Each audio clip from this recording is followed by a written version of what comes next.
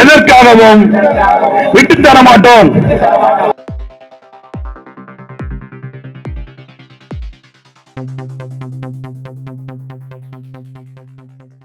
மோடி அரசு கனவு கண்டு கொண்டிருக்கிறது.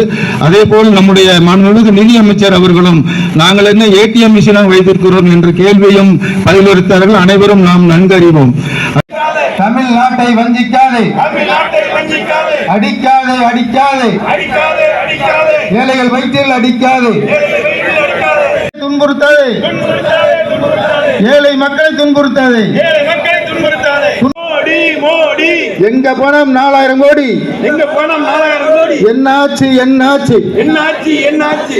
மோடியே மோடியே மோடியே, அடிமைகளின் தாடியே அடிமைகளின் தாடியே. கூறப்பட்ட திட்டம் காங்கிரஸ் நாம் 3 வேளை உணவு சாப்பிடுறோம் அப்படின்னா எல்லா திட்டத்தையும் நம்ம பின்பற்றுறோம், எல்லாமே நமக்கு கிடைக்கிறோம்.